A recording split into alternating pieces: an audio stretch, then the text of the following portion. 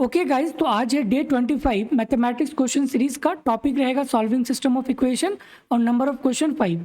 तो गाइज अगर आप पिछले वाला वीडियो नहीं देखे हो तो पहले वो देख लेना, फिर 25 से स्टार्ट करना, क्योंकि ये सीरीज है। अगर आप सीक्वेंस वाइज वीडियो देखोगे तो आपके लिए ही बेनिफिट होगा। ओके, तो चलिए गाइज हम लोग स्टार्ट करते हैं। डे 25 का फर्स्ट क्वेश्चन यहाँ पे गिवन है कि the system of all values of lambda for which the system of linear equation x minus 2y minus 2z equal to lambda x, x plus 2y plus z equal to lambda y and minus x minus y equal to lambda z has a non-trivial solution। और यहाँ पे आपको चार option given है। Contain exactly two element, contain more than two element, या फिर single element, या फिर एम्प्टी सेट्स। तो गाइज अगर इस इक्वेशन को हम एक बार लिखे यहाँ पे, तो इसको लिख सकते हैं x minus 2y minus 2z। और गाइस यहाँ पे लैम्डा x है, तो ये इधर आके क्या बन जाएगा, माइनस लैम्डा x। तो minus lambda x equal to 0। Done. तो गाइस यहाँ पे भी x और यहाँ पे भी माइनस लैम्डा x, तो x यहाँ से कॉमन ले लेंगे तो क्या बन जाएगा, 1 minus lambda minus 2y minus 2z equal to 0। ठीक है, तो ये बन गया इक्वेशन 1। गाइस इसको नेक्स्ट पेज में लिखते हैं, x into 1 minus lambda minus 2y minus 2z equal to 0। Done. Okay guys, similarly ये वाला x plus 2y plus z equal to lambda y, तो इधर आ जाएगा lambda y equal to 0। x plus, अब गाइस यहाँ से y कॉमन ले लेंगे तो क्या बन जाएगा, 2 minus lambda plus z equal to 0। तो ये आ जाएगा x plus y into 2 minus lambda plus z equal to 0। और सिमिलरली गाइज ये वाला, तो इसको भी हम लोग लिख सकते हैं minus x minus y minus lambda z equal to 0। ठीक है, तो ये आपका बन जाएगा minus x minus y minus lambda z equal to 0। और गाइज यहाँ पे गिवन है कि ये नॉन ट्रेबल सॉल्यूशन है। नॉन ट्रेबल सॉल्यूशन का मतलब कि जो डिटर्मिनेंट है वो क्या होगा, 0 होगा। तो guys just find out the determinant. तो गाइज ये क्या बन जाएगा, 1 minus lambda minus 2 minus 2। Similarly ये वाला 1 2 माइनस लैम्डा 1 माइनस 1 और ये आ जाएगा माइनस लैम्डा। और इसका डिटर्मिनेंट गाइस 0 होगा, क्यों, क्योंकि ये नॉन ट्रेबल है। ठीक है, तो गाइस इसका डिटर्मिनेंट फाइंड आउट कर सकते हैं, 1 माइनस लैम्डा इंटू गाइस ये वाला। ठीक है, तो ये आ जाएगा 2 minus lambda into minus lambda minus, और गाइस ये माइनस माइनस प्लस 1। ठीक है, तो ये आ जाएगा प्लस 1। सिमिलरली माइनस, बट यहाँ पे माइनस ऑलरेडी है, तो ये बन जाएगा प्लस 2 इंटू, अब गाइस ये बन जाएगा minus lambda plus 1 minus lambda plus 1। And similarly यहाँ पे आ जाएगा, यहाँ पे माइनस 2 है, और गाइस हमें पता है कि साइन ऑल्टरनेटिव में चलता है, प्लस माइनस प्लस, बट यहाँ पे माइनस गिवन है, तो प्लस माइनस माइनस 2, तो यहाँ पे आ जाएगा माइनस 2 इंटू, अब guys just minus 1 plus 2 minus lambda. ठीक है, यही आएगा। अब इसको गाइस सॉल्व कर लेंगे, इसका वैल्यू 0 आना चाहिए। ठीक है, तो जस्ट सॉल्व दिस। तो गाइस यहाँ पे क्या है, 1 माइनस लैम्डा, तो 1 माइनस लैम्डा और ये आपका बन जाएगा minus 2 lambda plus lambda square plus 1 और plus 2 into 1 minus lambda minus 2, और यहाँ पे भी गाइस 1 माइनस लैम्डा, यही आएगा, इक्वल टू 0। और guys 1 minus lambda 1 minus lambda 1 minus lambda, तो टेक 1 माइनस लैम्डा कॉमन, तो ये बन जाएगा 1 माइनस लैम्डा और ये आ जाएगा lambda square minus 2 lambda plus 1 plus 2 -2 equal to 0। तो गाइज ये +2 -2 कैंसिल हो गया, तो यहाँ पे क्या बचेगा 1 minus lambda into lambda square -2 lambda plus 1 equal to 0। अब गाइज इसको ध्यान से देखो, ये क्या a square -2ab plus b square है, ठीक है, तो इसको लिख सकते हैं ना 1 माइनस लैम्डा इंटू लैम्डा -1 का स्क्वायर, लैम्डा -1 का स्क्वायर बोलो या फिर 1 माइनस लैम्डा का स्क्वायर बोलो, सेम चीज़ है, इक्वल टू 0। तो गाइस ये इंटू हो जाएगा, ठीक है, तो इसको हम लोग बोल सकते हैं कि 1 minus lambda cube equal to 0। तो यहाँ से लैम्डा इक्वल टू क्या आएगा 1। तो लैम्डा का सिर्फ एक ही वैल्यू आ रहा है ना, ओनली सिंगल वैल्यू। तो वही चीज़ यहाँ पे आपको सॉल्व करना है कि लैम्डा का मतलब set of all values of lambda for which this equation is a non trivial. तो लैम्डा का सिर्फ यहाँ पे एक ही वैल्यू आ रहा है, तो ऑप्शन सी हो जाएगा, ओनली सिंगल वैल्यूज। अगर गाइज 2 वैल्यू होता या फिर 3 वैल्यू होता या फिर एम्प्टी होता, कुछ भी नहीं होता, देन उसके अकॉर्डिंग आप ऑप्शन टिक कर सकते हो, ठीक है। तो जहाँ पे भी नॉन ट्रिबल मिले इसका मतलब है कि डिटर्मिनेंट इक्वल टू 0, और सिंपल गाइज आपको डिटर्मिनेंट कैलकुलेट करना है, ठीक है। Okay guys, move to question number 2. Given an ordered pair alpha beta for which the system of linear equation 1 plus alpha into x plus beta y plus z equal to 2, alpha x plus 1 plus beta y plus z equal to 3, and similarly equation 3 has a unique solution. Guys, अब ये unique solution की बात कर रहा है, तो unique solution का मतलब क्या है कि जो डिटर्मिनेंट है वो कभी भी 0 के इक्वल नहीं होना चाहिए, ठीक है। तो गाइज जस्ट इसका डिटर्मिनेंट वैल्यू निकालो, तो 1 प्लस अल्फा बीटा एंड 1, तो गाइज ये आ जाएगा 1 प्लस अल्फा बीटा 1। सिमिलरली ये वाला alpha 1 plus beta 1, alpha 1 plus beta 1 and alpha beta 2, alpha beta 2। अब इसका जो डिटर्मिनेंट है ना, ये कभी भी 0 के इक्वल नहीं होना चाहिए, क्यों, क्योंकि ये यूनिक सॉल्यूशन है, ठीक है, ओके। तो गाइस अब इसको सॉल्व कर लो, तो यहाँ पे हम लोग यूज़ करेंगे कॉलम 1 पे, तो कॉलम 1 पे हम लोग कॉलम ऑपरेशन यूज़ करेंगे C1 plus C2 plus C3, ठीक है।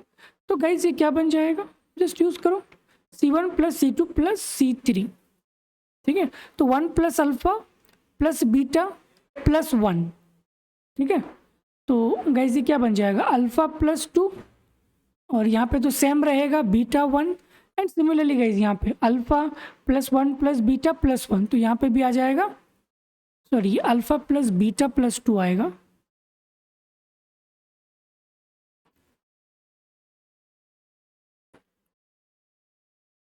अल्फा प्लस बीटा प्लस 2, और ये आ जाएगा बीटा 1, एंड सिमिलरली यहाँ पे भी आ जाएगा अल्फा प्लस बीटा प्लस 2, और ये तो सेम रहेगा 1 प्लस बीटा 1, और यहाँ पे भी आ जाएगा alpha plus beta plus 2 beta and 2, ठीक है। तो गाइज जब आप यहाँ पे ये वाला कॉलम ऑपरेशन यूज़ करोगे C1 पे C1 plus C2 plus C3, तो आपको ये मिल जाएगा, सिंपल। अब गाइज ये वाला टर्म सेम है ना, तो इसको कॉमन निकाल लो बाहर। तो गाइज अगर हम alpha plus beta plus 2 common निकाल लेंगे, तो यहाँ पे क्या बन जाएगा 1 1 1, और ये वाला टर्म तो गाइज एज इट इज रहेगा beta 1 plus beta beta beta 1 plus beta and beta, और यहाँ पे आ जाएगा 1 1 2, डन। अब गाइज यहाँ पे हम लोग अगेन यूज करेंगे रो ऑपरेशन, तो हम लोग R2 में यूज करेंगे R2 माइनस R1, और R3 में यूज करेंगे R3 माइनस R1। तो गाइज ये क्या बन जाएगा alpha plus beta plus 2 after using this row operations, तो गाइज ये आपको मिल जाएगा, जस्ट यूज दिस R2 और R3 में। तो R1 तो गाइज सेम रहेगा 1 बीटा 1, और गाइज ये क्या बन जाएगा R2 माइनस R1, तो आपका ये आ जाएगा 0 0 1 0 0 1। ठीक है, तो गाइज आपको ये आ जाएगा जब आप यूज़ करोगे ये वाला R2 में। ठीक है, R2 and R3 done. Okay, तो गाइज अब इसका एक्सपेंड कर लो, ये not equal to 0, just expanded it. तो जब आप इसको एक्सपेंड करोगे alpha plus beta plus 2 into, just find out. ठीक है, तो जब आप इसको सॉल्व करोगे तो इसका वैल्यू 1 आएगा, नॉट इक्वल टू 0।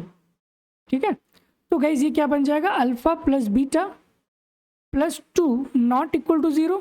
इसका मतलब है कि alpha plus beta not equal to -2।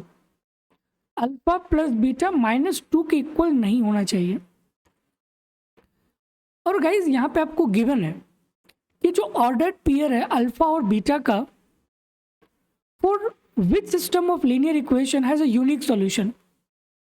और हमें ये चीज़ पता है कि alpha plus beta not equal to -2। ठीक है, तो गाइज अगर हम ये आपका अल्फा ये आपका बीटा, तो दोनों को ऐड करो, तो गाइज ये क्या बन जाएगा 2 + 4 दैट इज 6। तो ये तो गाइज बिल्कुल सही है। सिमिलरली ये वाला -4 + 2, तो गाइज ये -2 के इक्वल आ रहा है। सिमिलरली ये 1 - 3 ये भी -2 के इक्वल आ रहा है, और -3 + 1 ये भी -2 के इक्वल आ रहा है। और हमें पता है कि जो अल्फा प्लस बीटा कभी भी -2 नहीं हो सकता है, मतलब ये भी नहीं होगा, ये भी नहीं होगा और ये भी नहीं होगा, -2 को छोड़ के कुछ भी हो सकता है। तो option A is correct option. ठीक है, तो गाइज इस पर्टिकुलर क्वेश्चन में बस यूनिक सॉल्यूशन था।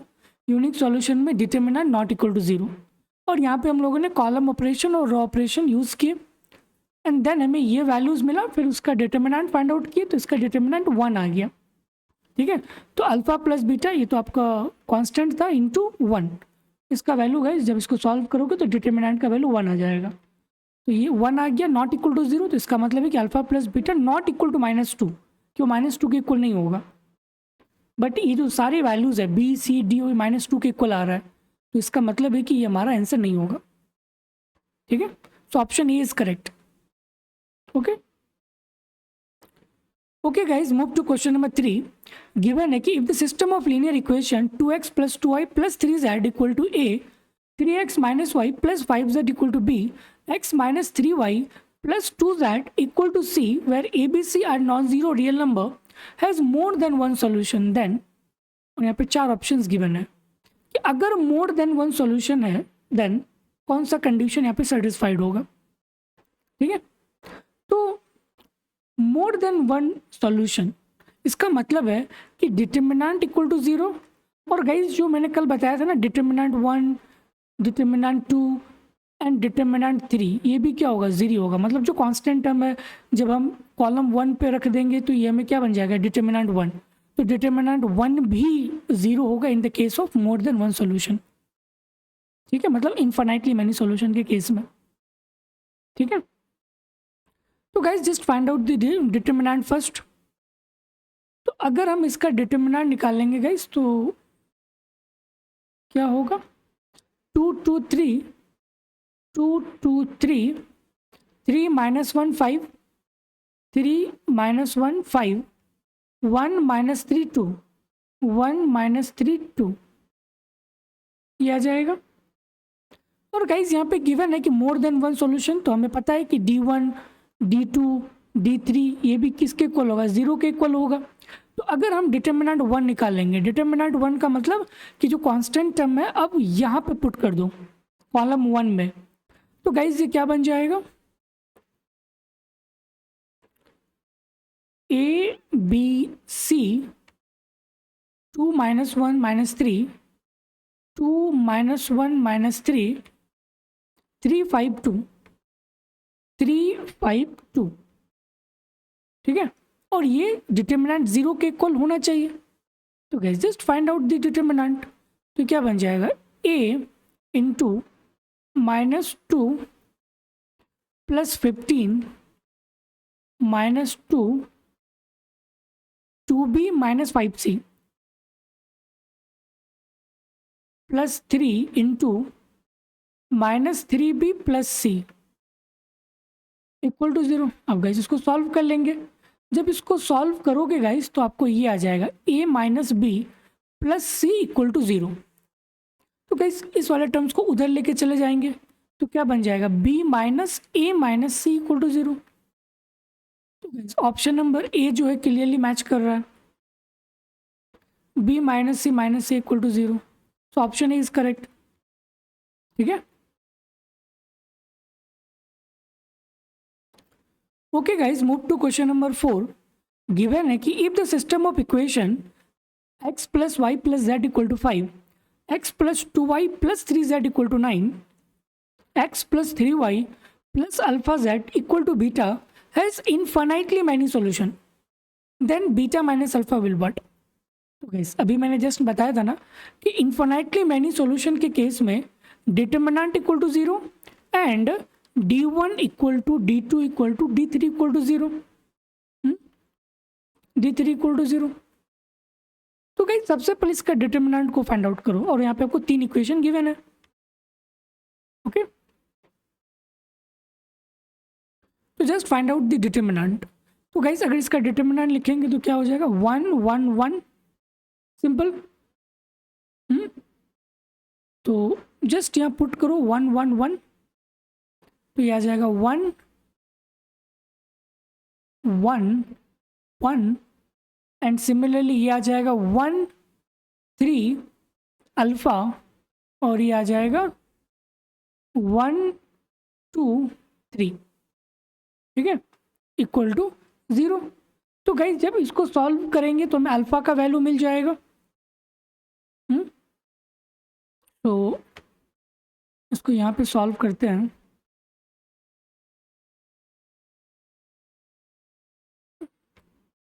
One one one and 1 3 alpha, तो डिटर्मिनेंट इक्वल टू 1 1 1 1 3 अल्फा, या फिर गाइस आप ये वाला यहाँ पे भी बोल सकते हो। ठीक है, तो मैंने लेट सपोज कि मैंने इक्वेशन 2 इसको मान लिया, तो हम ये भी बात यहाँ पे बोल सकते हैं 1 2 3 और ये बन जाएगा इक्वेशन 3 दैट इज 1 3 अल्फा। ठीक है, तो 1 1 1 1 2 3 और 1 3 alpha, 1 3 alpha equal to 0। Why, क्योंकि ये इन्फिनाइटली मैनी सॉल्यूशन है। तो guys just find out the determinant. तो ये क्या बन जाएगा, 1 into 2 alpha minus 9 minus 1 alpha minus 3 plus 1 3 minus 2 equal to 0। तो गाइस इसको सॉल्व करेंगे तो हमें अल्फ़ा का वैल्यू आ जाएगा। तो जब आप इसको सिंप्लीफाई करोगे तो अल्फ़ा का वैल्यू आ जाएगा 5। डन। और गाइस जब अल्फ़ा का वैल्यू 5 आ गया और हमें क्या निकालना है, बीटा माइनस अल्फ़ा, मतलब हमें बीटा का वैल्यू निकालना है। और बीटा कहाँ पे है, यहाँ पे है। और इसको गाइस हम लोग एज्यूम क्या किए हैं, इक्वेशन 3। तो जो कांस्टेंट टर्म है अब उसको कॉलम 3 में पुट कर देंगे, मतलब d3 equal to 0 for infinitely many solution. ठीक है, तो गाइस अब हम यहाँ पे निकालेंगे d3। ठीक है, तो कॉलम 3 में गाइस हम लोग पुट कर देंगे। तो ये कॉलम 1 कॉलम 2 तो सेम रहेगा, तो ये तो सेम रहेगा। तो 1 1 1 1 2 3। अब गाइस जो कांस्टेंट टर्म है ना, ये वाला, ये जो कांस्टेंट टर्म है अब हम यहाँ पुट कर देंगे 5 9 बीटा। तो अब यहाँ पे आ जाएगा 5 9 बीटा इक्वल टू 0। ठीक है, एंड देन गाइस फिर यहाँ पे सॉल्व कर लेंगे। तो कितना आएगा, 1 into 2 beta minus 3 into 9 minus 1 और यह आ जाएगा beta minus 9 plus 5 into 3 minus 2 equal to 0। ठीक है, तो गाइज इसको सॉल्व कर लेंगे तो हमें बीटा का वैल्यू आ जाएगा 13। तो गाइज हमें अल्फा का वैल्यू मालूम चल गया 5, बीटा का वैल्यू 13, तो बीटा माइनस अल्फा क्या होगा?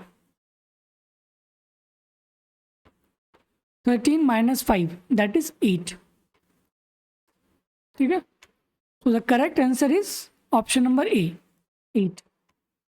Okay okay guys, move to last question. Given है कि if the system of linear equation x minus 4y plus 7z equal to g, 3y minus 5z equal to h minus 2x plus 5y minus 9z equal to k is consistent, then 2g plus h plus k equal to 0, g plus 2h plus k equal to 0, या फिर option C या फिर option D. तो guys यहाँ पे जो है ना कंसिस्टेंट गिवन है, तो कंसिस्टेंट का क्या मतलब है? कंसिस्टेंट का मतलब है कि वो चाहे यूनिक सॉल्यूशन हो सकता है या फिर इनफाइनाइटली मैनी सॉल्यूशन हो सकता है।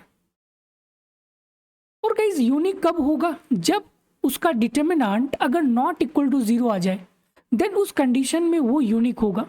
अगर डिटर्मिनेंट 0 के इक्वल आ जाए, देन वो इनफाइनाइटली मैनी सॉल्यूशन होगा।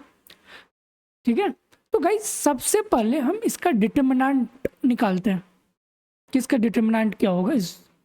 ठीक है, फिर देन हम ये बात कह पाएंगे कि ये यूनिक होगा या फिर इन्फिनाइटली होगा in the case of consistent. ठीक है, तो गाइज नोट पॉइंट बना के इस बातों को लिखो कि कंसिस्टेंट का मतलब ये है कि वो यूनिक भी हो सकता है, इन्फिनाइटली मैनी सॉल्यूशन भी हो सकता है। तो उसको चेक करने के लिए हमें सबसे पहले डिटर्मिनेंट के वैल्यूज को फाइंड आउट करना है। अगर 0 आ गया तो वो इन्फिनाइटली होगा, अगर यूनिक आ गया मतलब नॉट इक्वल टू 0 तो फिर वो यूनिक होगा। डन।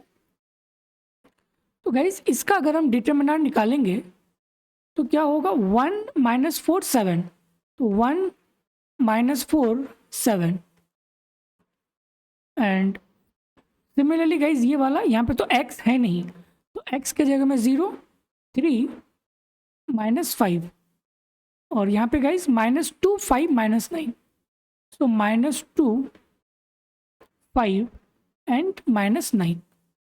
ठीक है, तो गाइज इसका डिटर्मिनेंट को फाइंड आउट करो, just find out the determinant. तो इसी को गाइज हम नेक्स्ट पेज में लिखते हैं।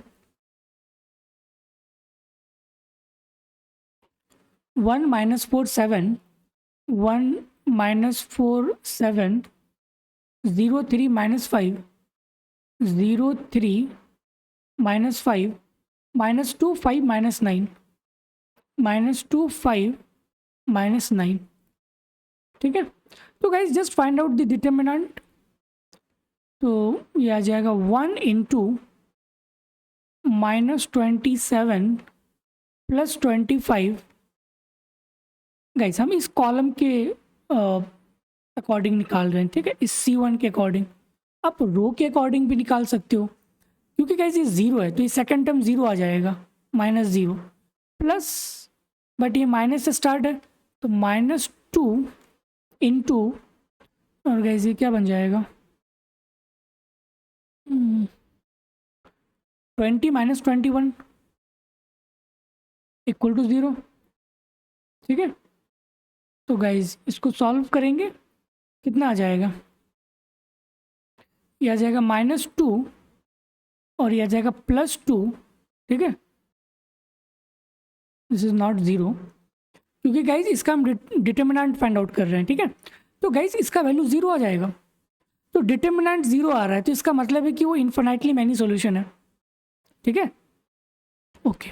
और गाइज इन्फिनाइटली मैनी सॉल्यूशन में हमें पता है ना कि determinant equal to 0, D1 equal to 0, D2 equal to 0 and D3 equal to 0। और गाइज मैंने कई बार D1 D2 D3 ऑलरेडी आपको बता चुके हैं। ओके, तो गाइज अगर हम यहाँ पे D1 निकालेंगे, just find out the D1। D1 का मतलब ये है कि ये जो कांस्टेंट टर्म है, ये जो कांस्टेंट टर्म है हम लोग कॉलम 1 में पुट कर देंगे, कॉलम 1 में। तो just put in column 1 to find out the D1, determinant 1। तो गाइज यहाँ पे कांस्टेंट टर्म क्या क्या है? GHK, तो ये आ जाएगा GHK। और -435 -435 7 -5 -9 7 -5 -9, ठीक है। और गाइस इसका जो डिटर्मिनेंट है वो 0 होनी चाहिए। Just find out the determinant. और गाइस हम यहाँ पे कॉलम 1 के रिस्पेक्टिव में निकाल रहे हैं, ठीक है। तो गाइस ये क्या बन जाएगा, g इंटू -27 + 25 -h और 36 -35 plus k into 20 -21 equal to 0। तो गाइस जब इसको सॉल्व कर लेंगे तो यहाँ से आपका वैल्यू आ जाएगा 2g + h + k equal to 0, ठीक है। तो ये आपको वैल्यू आ जाएगा, सिंपल। तो ऑप्शन नंबर ए गाइस आप देख सकते हो कि बिल्कुल मैच कर रहा है, 2g + h + k equal to 0। तो करेक्ट आंसर हो जाएगा ऑप्शन नंबर ए। ओके, तो गाइस ये नोट पॉइंट बना के सारी बातों को अपने लैंग्वेज में लिखना। कंसिस्टेंट का मतलब, इन्फिनिटली मैनी सॉल्यूशन का मतलब और यूनिक सॉल्यूशन का मतलब। गाइस मैंने तीनों चीज़ आपको ऑलरेडी बता रखा है, ठीक है। ओके गाइस, तो आज हम लोगों ने 5 क्वेश्चन डिस्कस किया, फिर नेक्स्ट वीडियोस में फिर और क्वेश्चन के साथ गाइस डिस्कस करेंगे। ओके गाइस, एक इम्पॉर्टेंट अनाउंसमेंट्स कि अगर आप ISI MSQE 2025 के लिए गाइस अगर आप प्रिपेयर कर रहे हो तो एक बैच जो कि लाइव क्लास गाइस होता है वहाँ पे, और daily 2 to 3 hours live class daily. और वहाँ पे गाइस मैं 2004 से लेकर 2024 तक PEA और PEB दोनों डिस्कस करता हूँ बहुत ही ब्रीफ में, डिटेल एक्सप्लेनेशन, और हर एक क्वेश्चन को गाइस मैं 2 अप्रोच के साथ सॉल्व करता हूँ, ठीक है। तो अगर आप ISI MSQE 2025 के लिए गाइस अगर आप प्रिपेयर कर रहे हो तो इस बैच को ज्वाइन कर लेना, बहुत ही अफोर्डेबल प्राइस रखा गया है, और यहाँ पे आपको मॉक टेस्ट भी दिया जाएगा, ठीक है। तो बिल्कुल भी मिस मत करना। ओके गाइस, थैंक यू, फिर मिलते हैं नेक्स्ट वीडियोस पे।